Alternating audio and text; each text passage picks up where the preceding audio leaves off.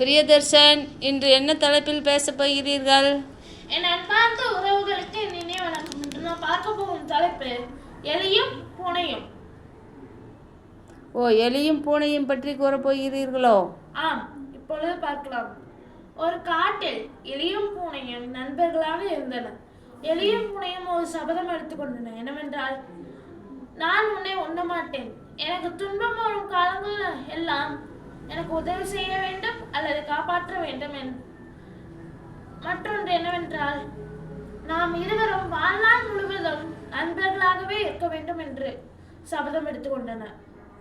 இருவரும் நண்பர்களாகவே இருந்து காடு மலை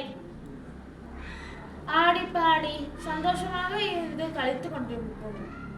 ஒரு நாள் எலி பூனையை காணவில்லை. காலையிலிருந்து எலியும் காட்டில் உள்ள அனைத்து பகுதிகளிலும் தேடி கொண்டிருந்தது. தேடி தேடி தேடி களைத்து விட்டது. தேடி களைத்து விட்டதால் உச்சி வெயில் நேரத்தில் மதியானம் அது பொந்துக்குள் வந்தது. குட்டி எலி கேட்டது, ஏன் அம்மா சோகமாக இருக்கிறீர்கள் என்று. அதற்கு தாய் எலி சொன்னது, பூனை மாமாவை காணவில்லை. அதற்கு குட்டி எலி, பூனை மாமாவை தேடினீர்களா? ஆம், தேடினேன். காலையிலிருந்து தேடினேன். காட்டில் பல பகுதிகளில் இன்னும் சில பகுதிகள் உள்ளன தேடுவதற்கு என்று சொன்னது. நான் சிறிது ஓய்வெடுத்து கொண்டு செல்கிறேன் என்று தாயலி சொன்னது. அதுவும் சிறிது ஓய்வெடுத்து செல்ல தொடங்கியது. அப்பொழுது குட்டியலி, நானும் பூனை மாமாவை தேட வருகிறேன் என்று கேட்டது.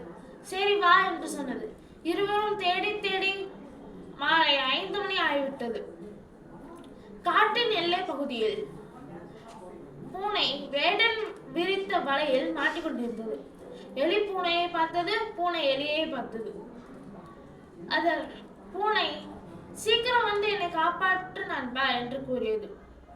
அதற்கு எலி, இதோ நான் வந்துவிட்டேன் நண்பா, இனிமேல் உனக்கு எந்த பிரச்சனையும் இருக்காது என்று சொன்னது.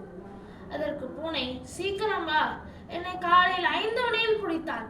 இன்னும் எனக்கு ஆகாரம் எதுவும் தரவில்லை.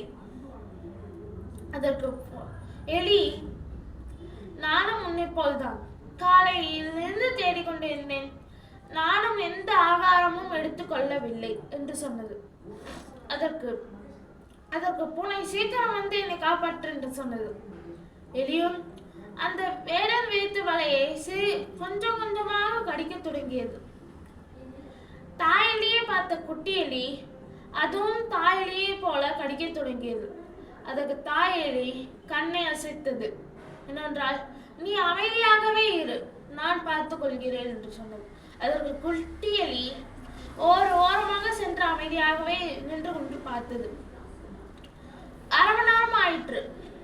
தாயலை சிறிதளவு தான் கடித்தது. பூனையால் அந்த வழியில் வெளியே வர முடியாது.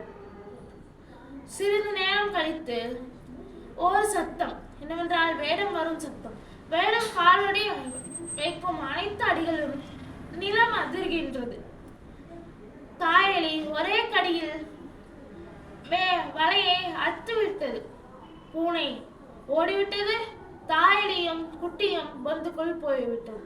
நேரம் சரியாக இருந்தது. எப்படிவென்றால், வேடன் வருவதற்கும் பூனை போவதற்கும் எலியும் குட்டி எலியும் போய் பொந்துக்குள் அடைவதற்கும் சரியாகவே இருந்தது.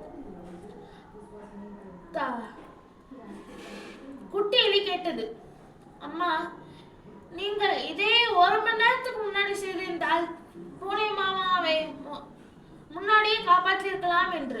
அதற்கு தாயலி சொன்னது, எனக்கும் பூனை மாமாவுக்கும் தான் சபதம், உனக்கும் பூனை மாமாவுக்கும் இல்லை. இன்னொன்று என்னவென்றால், நீ பார்ப்பதற்கு கொழு கொழு என்று இருக்கிறார். அவன் காலை 5 மணியிலிருந்து பிடிபட்டுள்ளான், ஆகாரம் எதுவும் உண்ணாமல். அவன் வெளியே வந்தால் உன்னைத்தான் முதல் வேட்டையாக இருக்கும் என்பதால் தான் நான் சரியாக நேரம் வரும் வரை காத்திருந்தேன். அந்த சரியாக நேரத்தில் எல்லை வரும்போது அந்த நேரத்தை நான் பயன்படுத்தி கொண்டேன்.